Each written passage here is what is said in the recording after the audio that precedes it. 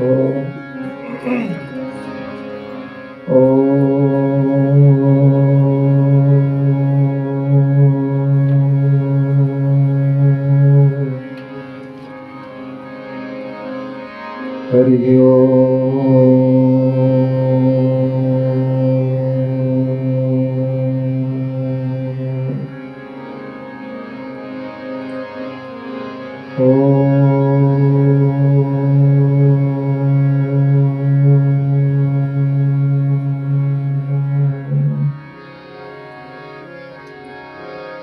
वन्दे विदेहतनया पदपुण्डरीकम्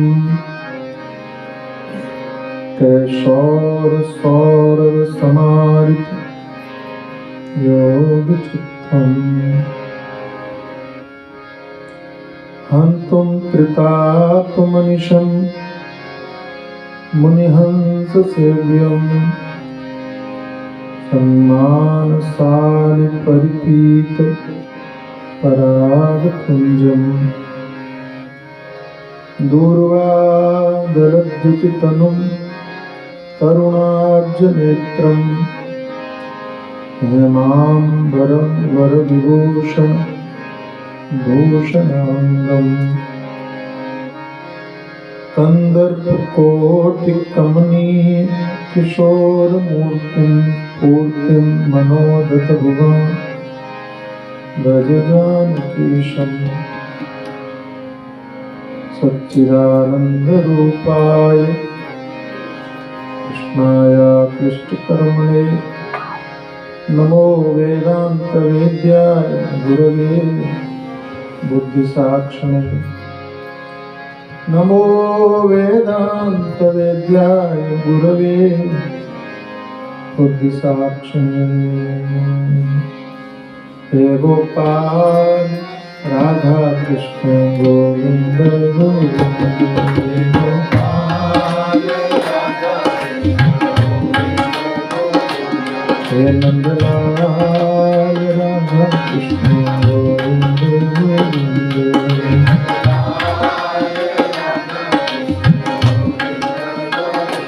हे गोपाल हे नंदलाल हे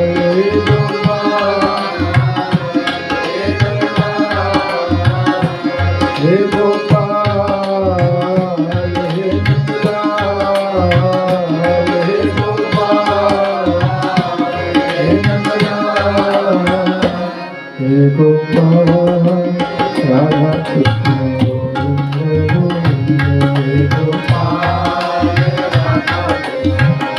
राधा हे नंदलाल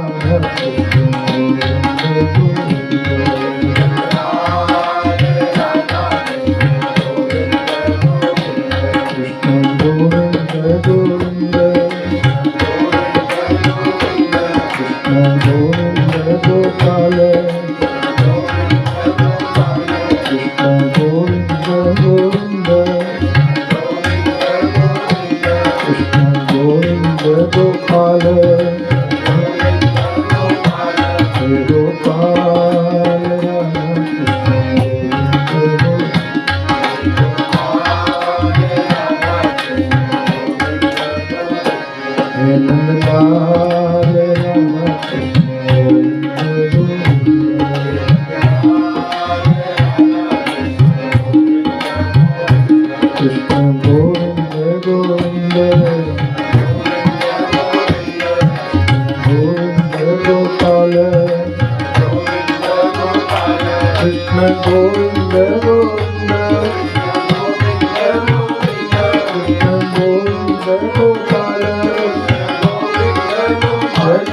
कृष्ण गोविंद गोविंद श्री राधा कृष्ण भगवान की जय, श्री गुरुदेव भगवान की जय, सच्चिदानंद भगवान की जय, सनातन धर्म की जय, श्री बाबुलनाथ महादेव की जय, श्री हनुमान जी महाराज की जय, श्री शंकराचार्य भगवान की जय, स्वामी श्री प्रेमपुरी जी महाराज की जय। नमः पार्वती पतये। पार्थाय प्रतिबोधितां भगवता नारायणेन स्वयं व्यासेन ग्रथितां पुराणमुनिना मध्ये महाभारतम् अद्वैतामृतवर्षिणीं भगवतीम् अष्टादशाध्यायिनीम् अम्ब त्वामनुसन्धरामि भगवद्गीते भवद्वेषिणि। नमोऽस्तुते व्यासविशालबुद्धे फुल्लारविन्दाय तपत्रनेत्र येन त्वया भारततैलपूर्णं प्रज्वालितो ज्ञानमयप्रदीपः प्रपन्नपारिजाताय स्तोत्रैकपाणिने ज्ञानमुद्राय कृष्णाय गीतामृतदुहे सर्वोपनिषदो गावो दोग्धा गोपालनन्दन पार्थो वत्स सुधीर्भोक्ता दुग्धं पीताम्बरम् वसुदेवसुतं देवं कंसचाणूरमर्दनं देवकी परमानन्दं कृष्णं वन्दे भीष्मद्रोणजयद्रथजला गान्धारनीलोत्पला शल्यग्राहवती कृपेण वहनी कर्णेन एकाकुला अश्वत्थामविकर्णघोरमकरा दुर्योधनावर्तिनी सोत्तीर्णा खलु पाण्डवैरणनयी केवलतथा केशव आराशल्यवचा सरोजममलं गीतापगन्धोत्कटम् नानाख्यानकेसरं हरिकथा सम्बोधना लोके सज्जन षट्पदैरहरः केतीयमानं मुदा भूयाद्भारतपङ्कजं कलिमल प्रध्वंसिनः मूकं करोति वाचालं अंगं लङ्घयते गिरिं यत्कृपातमहं वन्दे परमानन्दमाधवं। यं ब्रह्मा वरुणेन्द्ररुद्रमरुतः कुर्वन्ति देव्यस्तवैः वेदैः साङ्गपदक्रमोपनिषदैः गायन्ति यं सामगा ध्यानावस्थितहृदयेन मनसा पश्यन्ति यं योगिनो यस्यान्तं न विदुसुरासुरगणा देवाय तस्मै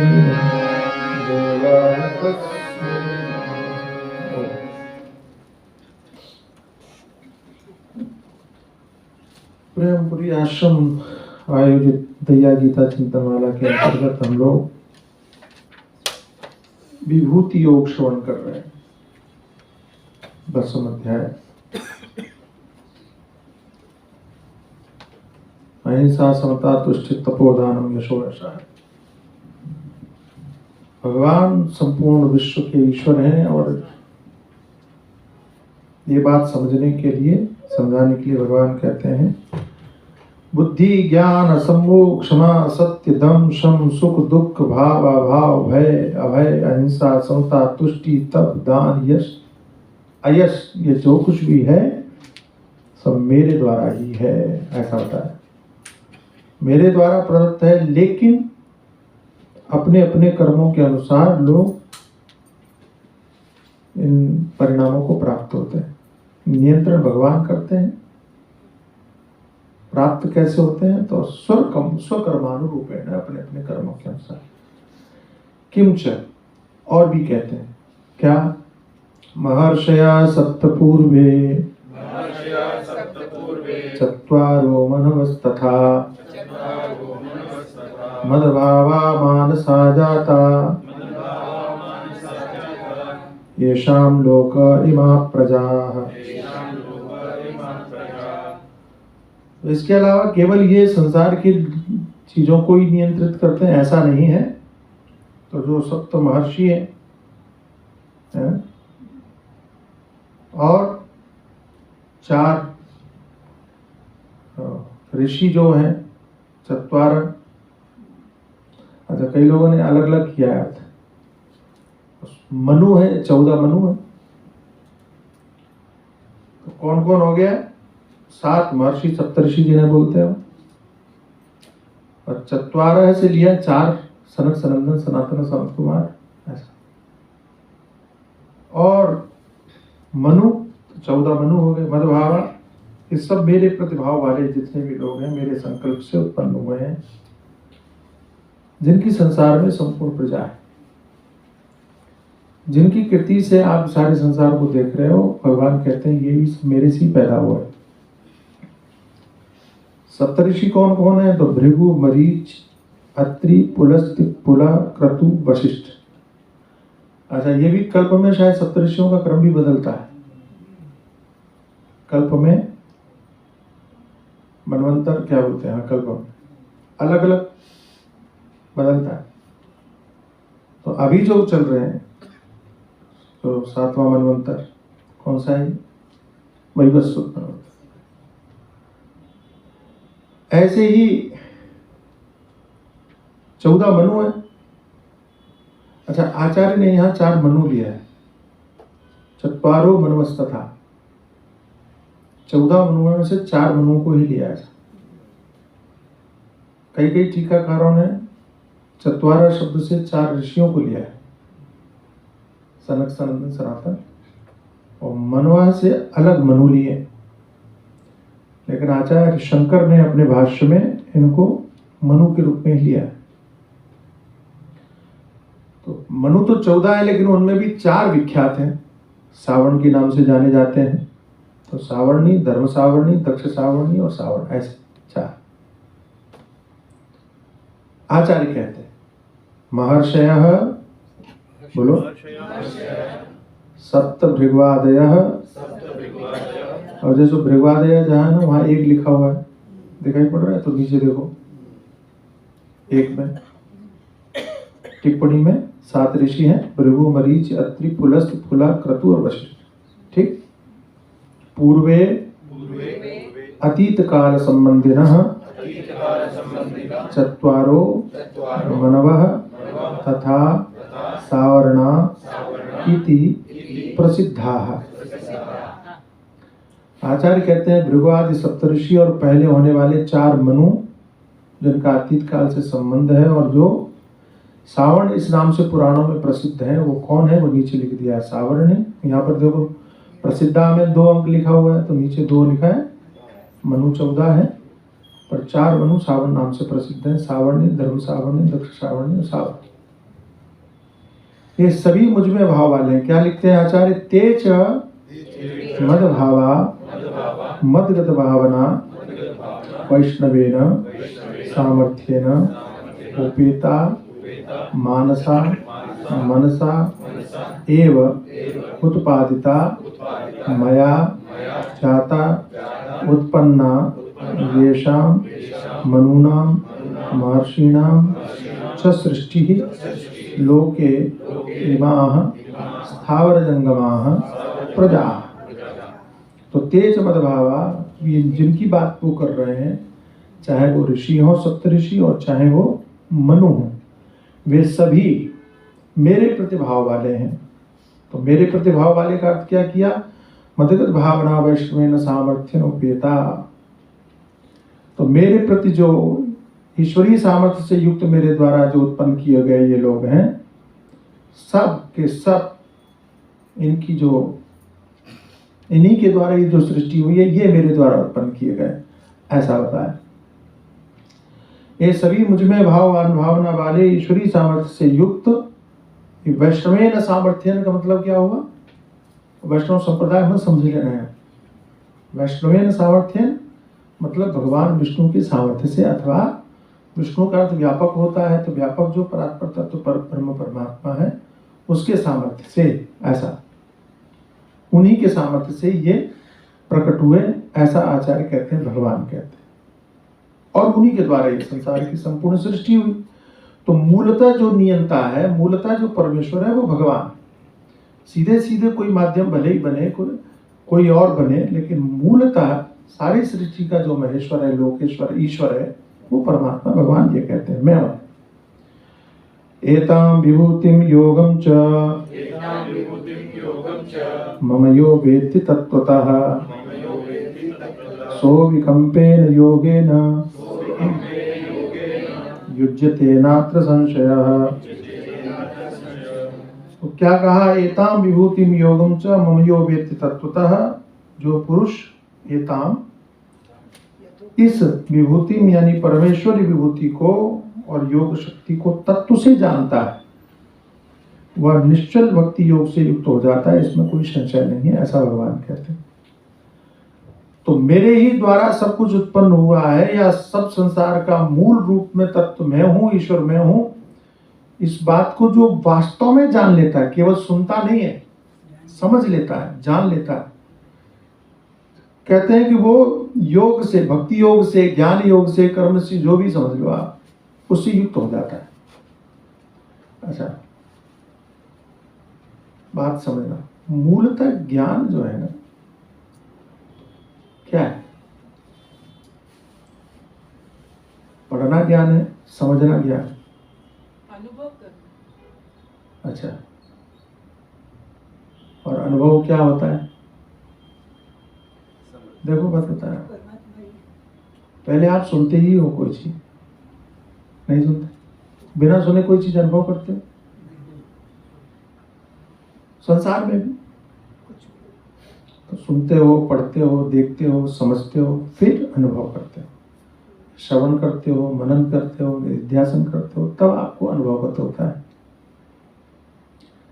भगवान यहाँ कहना ये चाह रहे हैं कि हम संसार में प्रत्येक व्यवहार कर रहे हैं, लेकिन उस व्यवहार में मूल तत्व क्या है उस पर हमने कभी विचार नहीं किया, सोचा नहीं।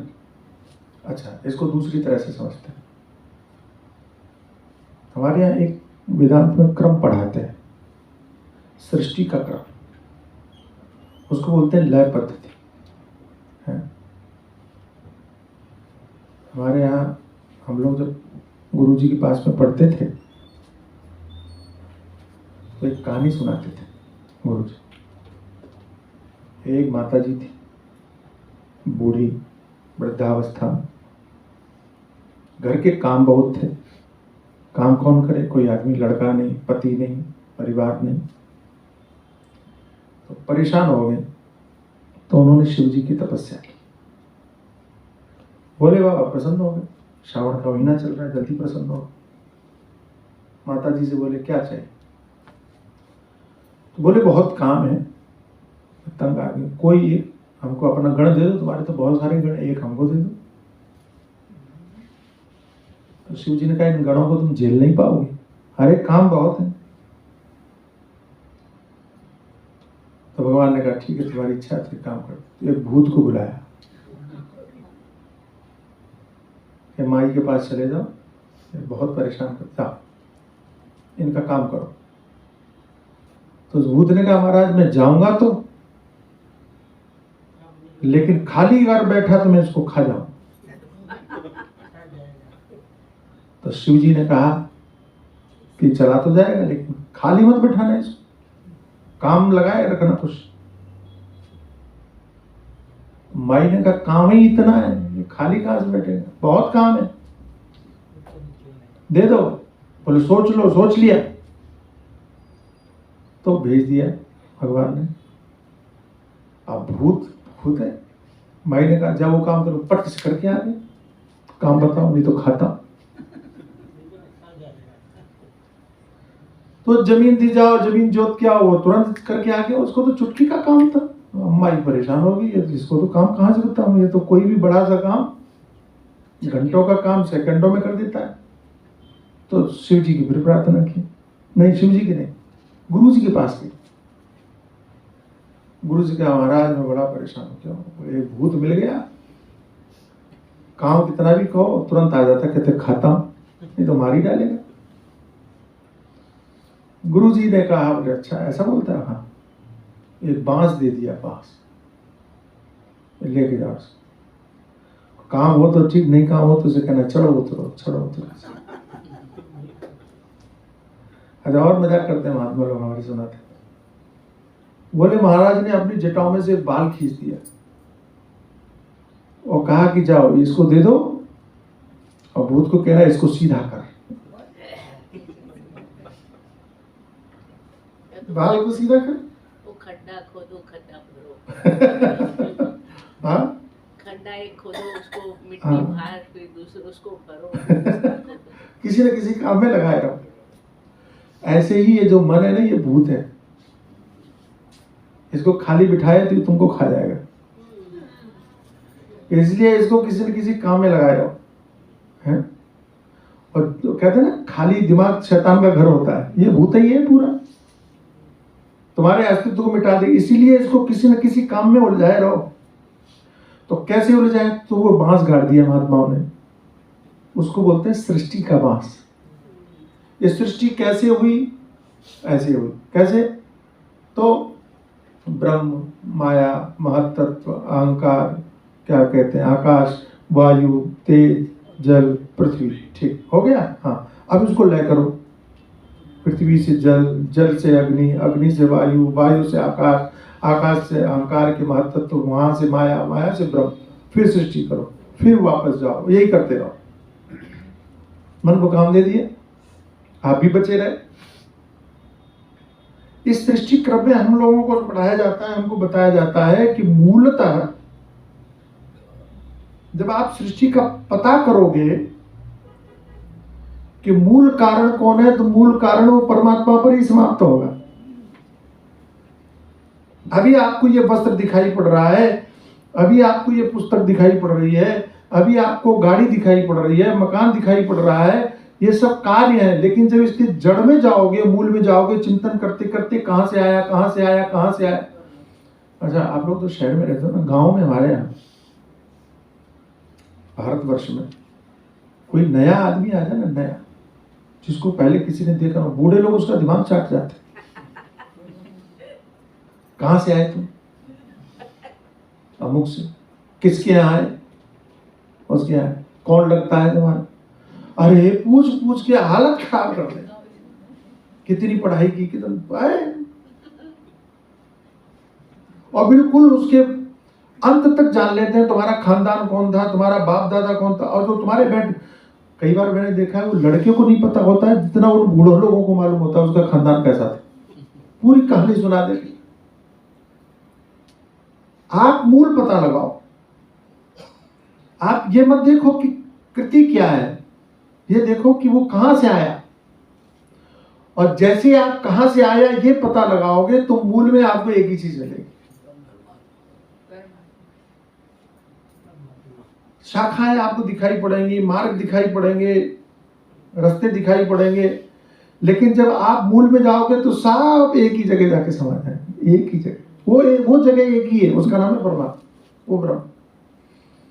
संप्रदायगत आपका विभेद हो सकता है, मत मतांतर का विभेद हो सकता है, मान्यताओं का भेद हो सकता है, साधना पद्धति का भेद हो सकता है, ये सारे भेद हो सकते हैं। लेकिन उनसे कहो कि ठीक है तुम्हारी मान्यता ये है, हम ऐसा मान रहे हैं, सामने वाला ऐसा मान रहा है, लेकिन तुम हमको एक बात बताओ कि तुम जाके खत्म कहां होते हो, वो जगह बताओ, मूल क्या है। अच्छा ठीक है, कहां से आए? तो जब सवाल कहां से आए ये करोगे तो वो करते करते करते करते करते करते वो भी परमात्मा पर पहुंचेगा। भागवतकार की अच्छाई क्या मालूम है आपको? भागवतकार की अच्छाई यही है, सत्यम परम धीमहि। उन्होंने कहा कि हम उस परमात्मा का ध्यान करते हैं जो सत्य है। अब दुनिया का कोई भी दमदार व्यक्ति आके कह दे कि हमारा भगवान झूठा है, कोई कहेगा कि हम जिस परमात्मा की पूजा करते हैं, आराधना करते हैं, मानते हैं वो झूठा है, ऐसा कोई बोलेगा? दुनिया में अपने आप को कोई भी धर्म कहता रहे, मजहब कहता रहे, रिलीजन कहता रहे, कुछ भी कहता रहे, लेकिन जो भी कहेगा, क्या कहेगा कि हमारा परमात्मा कौन है? सत्य है। हमने मूल को पकड़ा।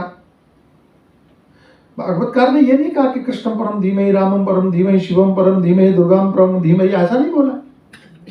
सूर्यम परम धीमहि, गणेशम परम धीमहि नहीं बोला। तो आप राम की पूजा करते हो, हाँ, हमें कोई दिक्कत नहीं। राम झूठे हैं कि सत्य हैं? सत्य हैं, बात खत्म।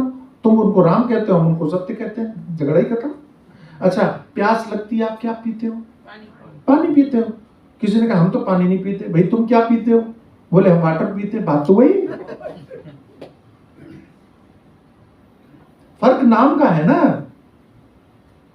आपने उसका नाम कुछ और रख लिया, आपने उसको अल्लाह कहना शुरू कर दिया, आपने उसको क्या बोलते हैं गॉड कहना शुरू कर दिया, आपने उसको बुद्ध कहना शुरू कर दिया, आपने उसको नाम अलग अलग रख लिए। वो हमारी समस्या नहीं, वो तुम्हारी समस्या है, तुम्हारी भाषा की समस्या है। लेकिन तुम हमको ये बताओ कि तुम जिस अल्लाह को मानते हो वो सत्य है कि झूठा है? बोले सत्य है, बात खत्म। तुम जिस गॉड को मानते हो वो गॉड तुम्हारा झूठा है कि सच्चा है? सच्चा है, बात खत्म। हम किसकी बात कर रहे हैं? हम गॉड की बात नहीं कर रहे भाई, हम अल्लाह की बात नहीं कर रहे, बिल्कुल नहीं कर रहे। हम सत्य की बात कर रहे हैं। अगर तुम्हारा वो परमात्मा सत्य है तो आओ हम बात करते हैं। तुमने आवरण क्या ओढ़ रखा है, पैकिंग कौन सी बना के रखी हुई है? और एक सज्जन बोले हम जलेबी खा रहे हैं। तुम क्या खा रहे हो? बहुत बढ़िया डिब्बा हमारा। डिब्बे पर मत जाओ, पैकिंग पर मत जाओ। अंदर क्या है? अंदर तो तुम्हारी भी जलेबी है ना, फिर क्या समस्या है? जलेबी तुम भी खा रहे हो, जलेबी हम भी खा रहे हैं। हाँ, जलेबी के नाम पर तुम कुछ और खा रहे हो तो उसमें दोष मेरा नहीं भाई। तुमने मान्यताएं अलग कर रखी है, हम नहीं जानते। और ये सच है कि जिन्होंने उसको अल्लाह कहा उन्होंने अपनी मान्यताओं थोप दी। अल्लाह ईश्वर में बराबरी नहीं हो सकती, ये मैं कहता हूं, ये मैं कहता हूं आपसे। इस भ्रम में मत पड़ जाना कि अल्लाह ईश्वर है, नहीं हो सकती। क्यों नहीं हो सकती? क्योंकि ईश्वर समावेशी है। ईश्वर कहता है चातुर्वर्ण्यम मया सृष्टम गुणकर्म विभागशः। ये परमात्मा कहता है कि संसार, संपूर्ण संसार मेरी सृष्टि है, सब मेरे बच्चे हैं, सब मेरे हैं अपने। हमारा परमात्मा कि हमारा भगवान ये नहीं कहता है कि जो हमको नहीं मारे उसको तुम गोली मार दो, ठा कर दो, नहीं कहता। तुम्हारा कहता है तो तुम्हारा जो कहता है वो ईश्वर नहीं हो सकता, भगवान नहीं हो सकता। मान्यताएं तुम्हारी अलग है, भिन्न है। हम एक जगह सहमत हो सकते हैं, सत्य पर सहमत हो सकते हैं। अगर तुम सत्य की बात करते हो तो हम तुमसे बात करेंगे, तुम्हारी मान्यताओं की बात हम नहीं करेंगे। अगर कृष्णवादी बन करके आओगे, कृष्णवादी बन करके आओगे और हमसे लड़ाई करोगे तो हम तुमसे बात नहीं करेंगे, क्योंकि तुम लड़ने आए हो, तुम बात करने ही नहीं आए। तुम राम को मान करके आते हो और रामवादी बन करके आते हो और कहोगे कि हम जी भगवान की बात कर रहे हैं, तो हम तुमसे बात नहीं करेंगे। तुम शिववादी बन करके, शैव बन करके आते हो और कहते हो कि हम तुमसे बात करेंगे, हम बात नहीं करेंगे, क्योंकि तुम सत्य की बात ही नहीं कर रहे हो। बात आ रही समझ? तुम जो बात कर रहे हो वो अपनी मान्यता की बात कर रहे हो। तुमने जो एक ऊपर से आवरण लगाया हुआ है उसकी बात कर रहे हो। और गीता की सनातन धर्म आवरण की बात नहीं करता, गीता सनातन धर्म तत्व की बात करता है। यहां क्या लिख रहे हैं? वेत्ति तत्वतः, जो तत्व से जानता है। तो तत्व क्या है? तत्व सत्य है। तत्व क्या है? तत्व चिद है। तत्व क्या है? तत्व आनंद है। हम सच्चिदानंद की बात कर रहे हैं। तुमने जिस परमात्मा को माना है वो सच्चिदानंद है कि नहीं? इसलिए सन्यासियों की एक बड़ी विशेषता है, हम लोग जो है ना कभी भी जय घोष करते हैं तो सच्चिदानंद भगवान की जय। प्रेमपुरी आश्रम में आपको जय घोष मिलेगा, महात्मा जितने भी आए सब क्या बोलेंगे? सच्चिदानंद भगवान की जय। सच्चिदानंद भगवान कौन है? अभी एक सज्जन ने हमसे पूछ लिया सच्चिदानंद भगवान कौन है?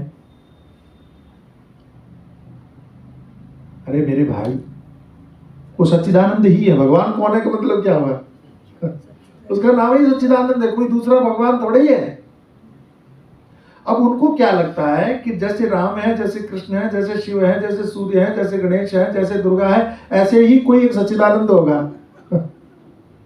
उसकी भी कोई मूर्ति होगी ना जी। हम जिस भगवान की बात करते हैं वो सच्चिदानंद की बात करते हैं।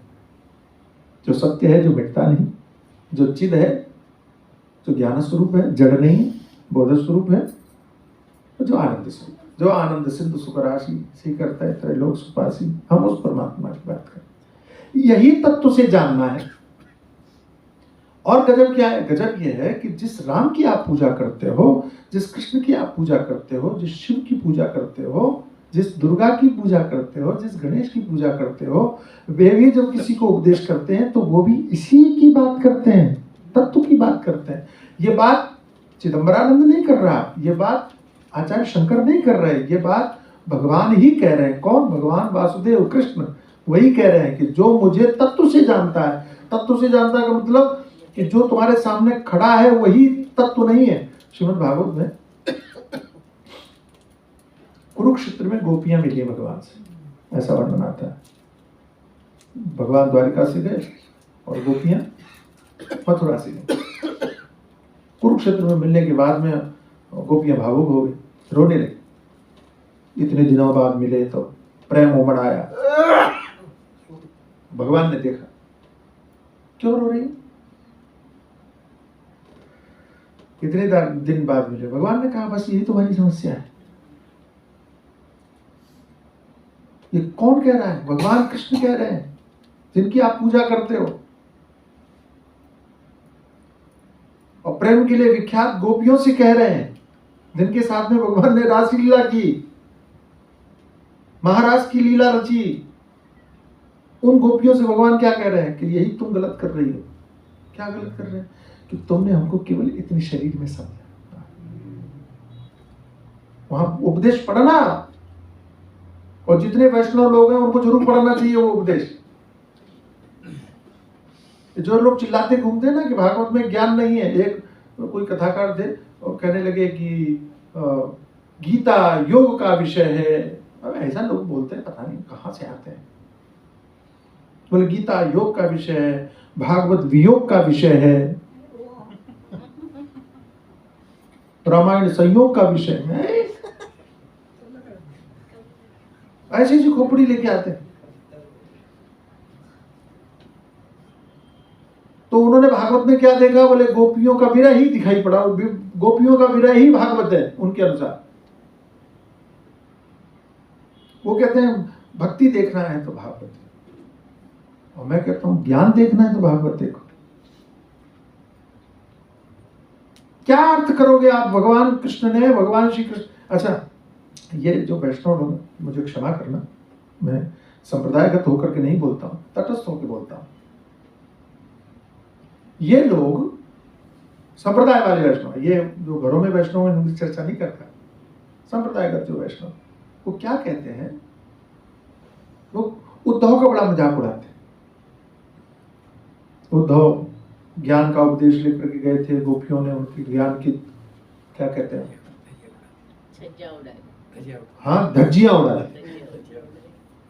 धज्जियां उड़ा दी, ये तो सम्मानजनक हो गया। कहते खाल खींच दी, ऐसा बोलते उद्धव की।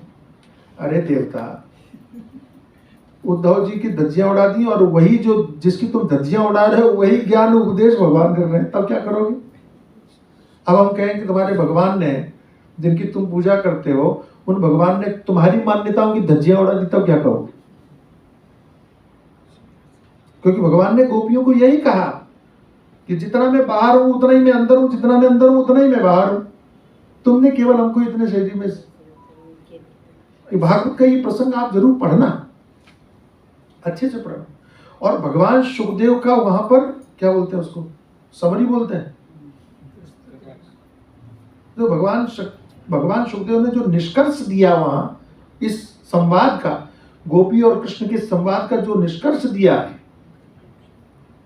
भगवान सुखदेव कहते हैं कि भगवान श्री कृष्ण के इस उपदेश को श्रवण करके गोपियों का जो कोश भाव था खत्म हो गया। कोशस्तम जगन भंग हो गया, आत्मतत्व का बोध हो गया।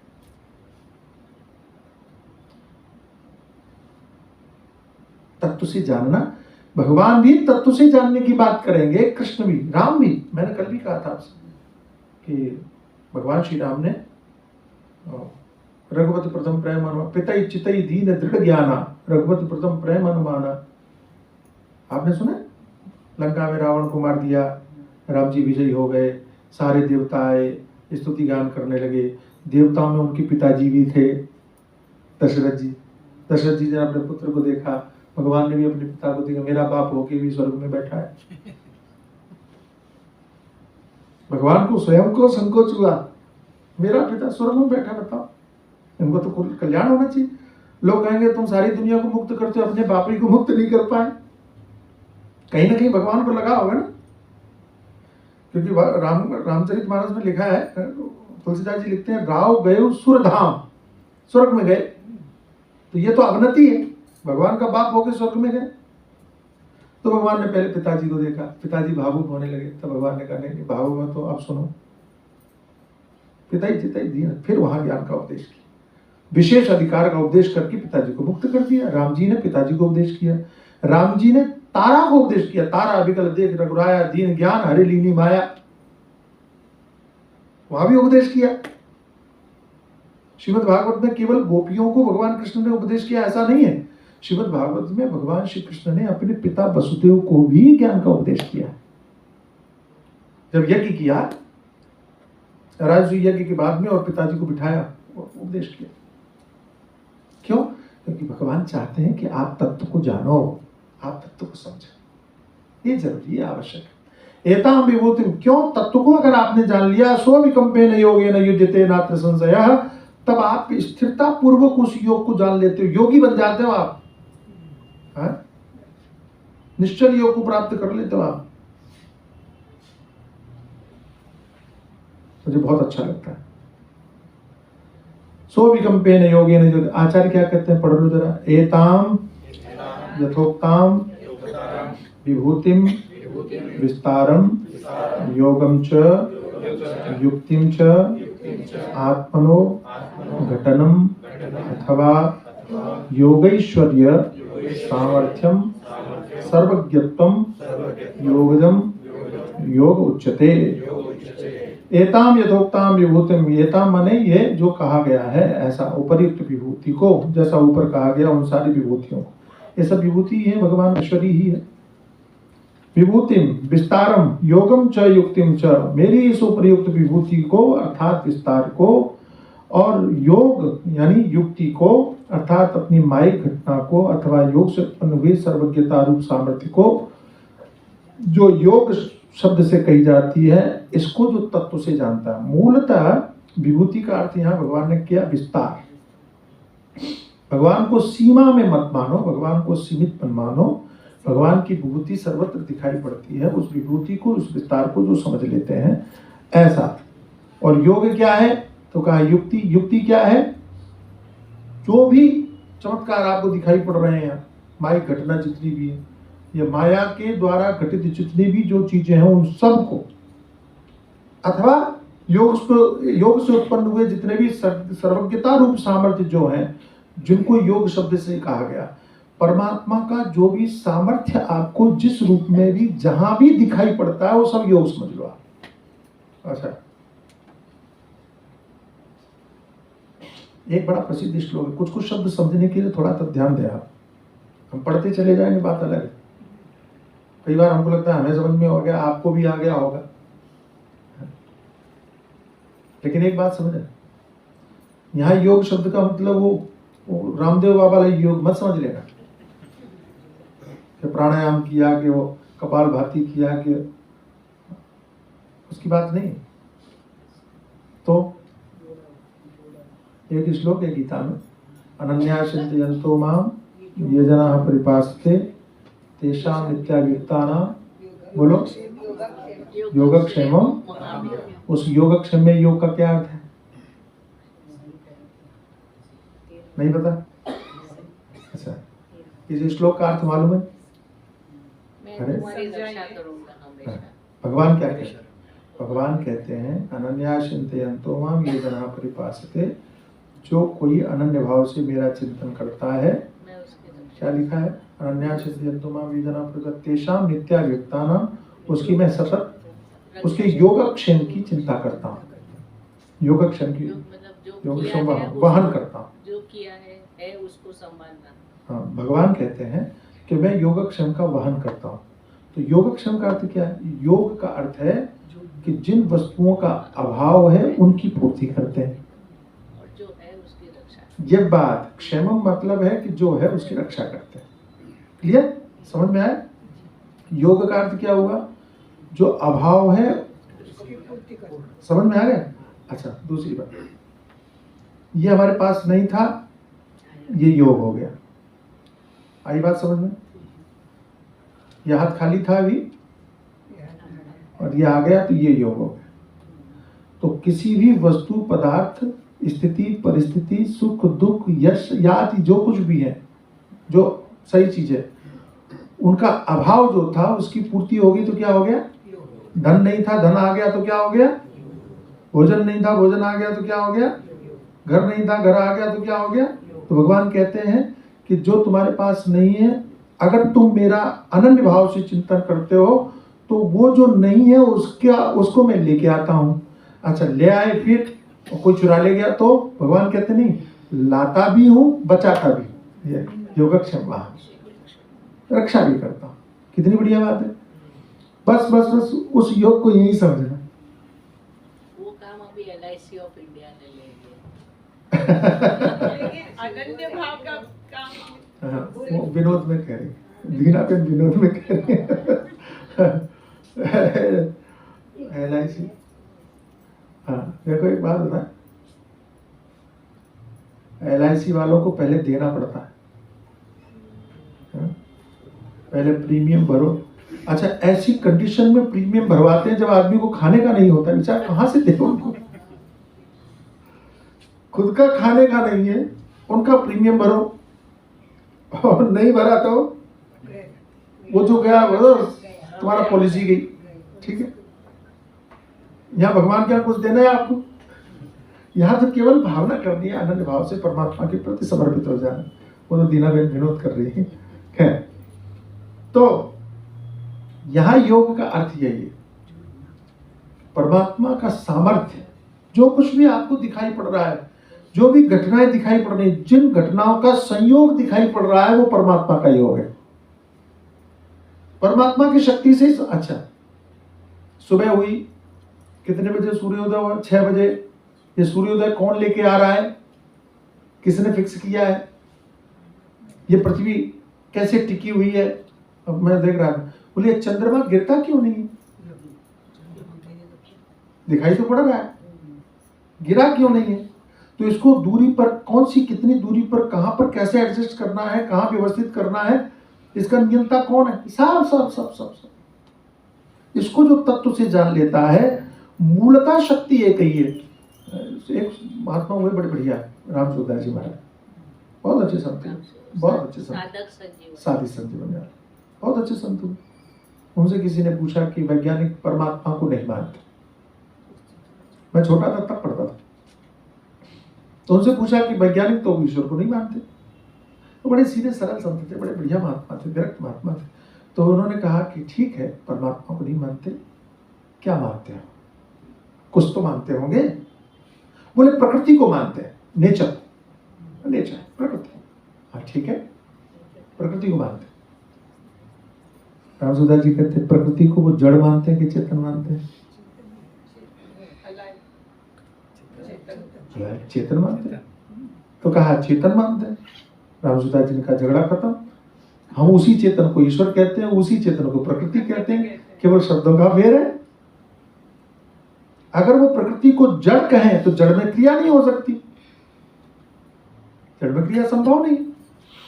अगर वो कहते हैं कि प्रकृति चेतन है तो समस्या क्या है भाई? वही वाली बात है कि क्या पीते हो? पानी पीते हैं, सामने बात है हम नहीं पी रहे, हम जल पी रहे, हम नीर पी रहे, शब्दों का ही तो फर्क है। तो झगड़ा केवल शब्दों की मान्यताओं का है, मूल जो तत्व है वो तो एक ही है।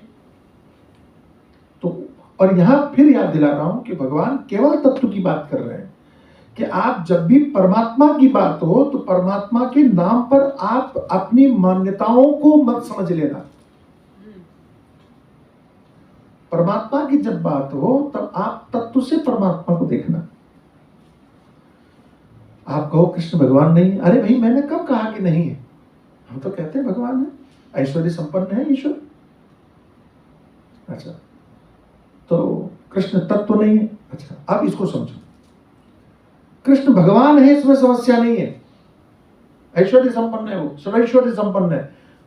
बात समझना, ईश्वर अलग चीज है, भगवान ईश्वर अलग चीज है, ब्रह्म अलग चीज है। इसमें कंफ्यूजन नहीं होना चाहिए। नहीं समझे आप? थोड़ा थोड़ा। अच्छा, गंगा जी का जल समझ में आ रहा है? और वही गंगा जल टंकी में भर दिया जाए, समझ में आ रहा है? बड़ी भारी टंकी में भर दिया जाए पाइप से चढ़ा के, और वही गंगा जल लोटे में भर दिया जाए, समझ में आ रहा है? अब मुझे आप एक बात बताओ कि जो टंकी में, बड़ी विशाल टंकी में हजारों लीटर पानी भरा हुआ है, गंगा जल भरा हुआ है, उसको गंगा जी कहोगे? लोटे में जो गंगा जल भरा हुआ है उसको गंगा जल कहोगे? नदी कहोगे? नदी नदी नदी। अच्छा, दोबारा बोल रहा हूं, उस टंकी में जो पानी भरा हुआ, गंगा जल भरा हुआ, उसको नदी कहोगे? गंगा नदी, चलो गंगा नदी में चलते हैं, कहेंगे? नहीं। लोटे में जो जल भरा हुआ है गंगा जल, उसको गंगा नदी कहोगे? अच्छा ठीक है, लेकिन तीनों में गंगा जल है, इसमें कोई समस्या है? जल गंगा जल है, इसमें कहीं समस्या नहीं है, और यही वेदांत का सिद्धांत है। लेकिन जब आप गंगा नदी और टंकी में भेद करोगे तो वो भेद अलग है। जल एक ही है, भेद जिसको हम बोलते हैं उपाधि। हमारे सिद्धांत में जब हम लोग पढ़ाते हैं तो क्या बोलते हैं? उपाधि। ईश्वर क्या है? सोपाधिक है, उपाधि वाला है। ये ब्रह्म क्या है? निरुपाधि। सरलता से समझो, जिसमें हवाई जहाज चल रहा है वो आकाश, खुला खुला आकाश, ठीक, महाकाश जिसे बोलते हैं, उपाधि रहित। और मकान सोपाधिक है, एक सीमा, हॉल बन गया, बड़ा भारी हॉल बना दिया, सोपाधिक है, सीमित हो गया, वहां हवाई जहाज नहीं चला सकते आप। और एक छोटी सी कोठरी बना ली अपने रहने के लिए, कि घड़े के अंदर में जो पोलापन है वो जीव हो गया। उपाधि का भेद है, वो महान है ईश्वर, कृष्ण भगवान है, कृष्ण ईश्वर है। तो कृष्ण ब्रह्म है कि नहीं? हाँ है ना। अगर उपाधि खत्म कर दो तो ब्रह्म है। उपाधि सहित कैसे समझाऊं मैं आप? उपाधि रखोगे तो गंगा जल और नदी के जल में कोई अंतर नहीं, उपाधि हटा दो। लेकिन अगर आप उपाधि रखोगे तब फिर उसको गंगा नदी नहीं कह सकते आप। आवरण। उपाधि रखोगे तो उसको आप गंगा जल। हमारे यहाँ उपाधि क्या है? ब्रह्म, माया, माया में चेतन का प्रतिबिंब, माया का अधिष्ठान ब्रह्म, ये तीन चीजें मिलकर के ईश्वर बने। अविद्या, अविद्या में चेतन का प्रतिबिंब, अविद्या का अधिष्ठान कूटस्थ, ये तीन चीजें बनकर के जीव बने। लेकिन वहां ब्रह्म है, यहाँ कूटस्थ है, बात एक ही है, तीनों गंगा जल है, कोई समस्या नहीं। साइंस भी तो यही कह रहा है, प्रोटॉन, न्यूट्रॉन, इलेक्ट्रॉन, ये तीन के अलावा एटम बन। लेकिन समझता नहीं ना कोई। यही तो हम समझाना चाह रहे हैं। वेदांत का सिद्धांत यही है कि आपके शब्दों का फेर है, केवल बात एक ही है, तत्व एक ही है। और भगवान क्या कह रहे हैं? वेत्ति तत्वतः, तत्व से जो जानता है और तत्व से ही जानना। ठीक है, कल देखते हैं।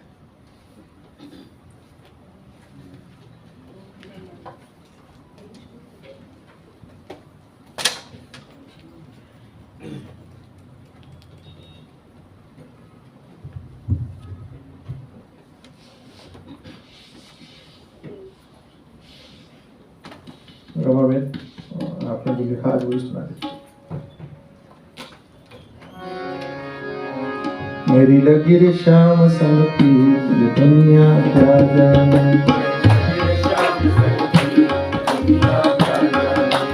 लगी रे श्याम संग प्रीत, दुनिया क्या जाने। लगी रे श्याम संग प्रीत, क्या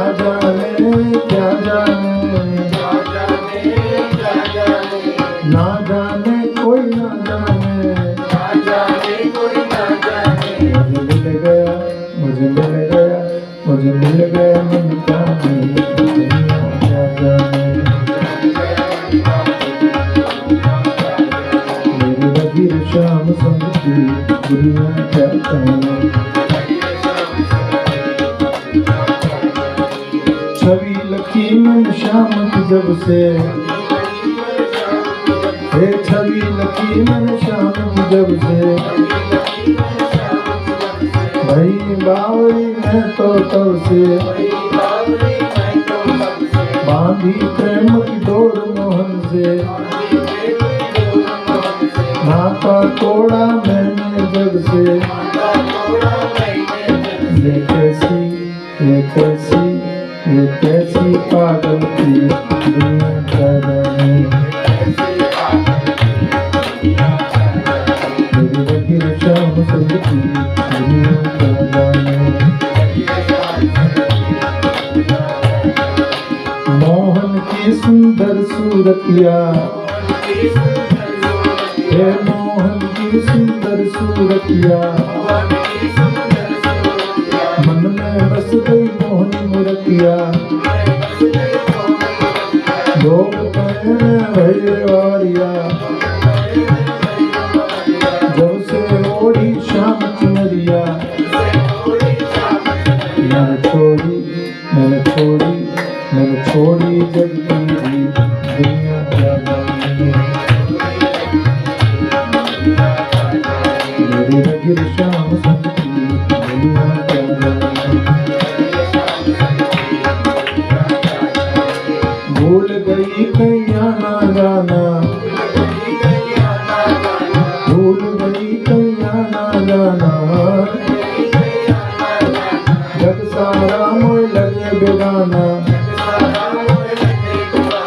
अब तो केवल शाम को पाना। रूठ जाए तो उन्हें मनाना,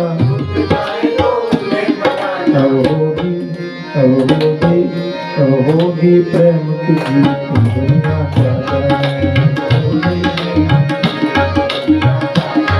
मेरी लगी शाम संग की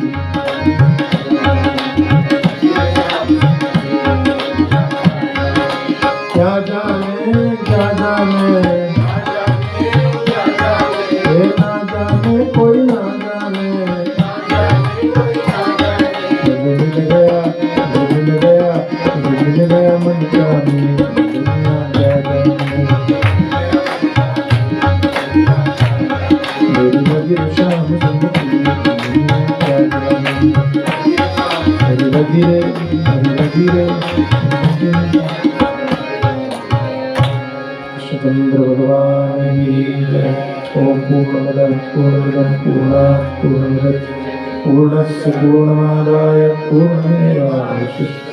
ओम शांति शांति शांति। सद्गुरु शंकरं शंकराचार्यं केशवं बादरायणं सूत्रभाष्यकृतौ वन्दे भगवन्तौ पुनः।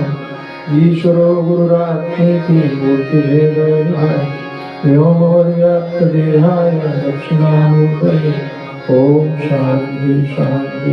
सर्वदेव भगवान की जय, सच्चिदानंद भगवान की, सनातन धर्म की जय। नमः पार्वती पतये हर हर महादेव।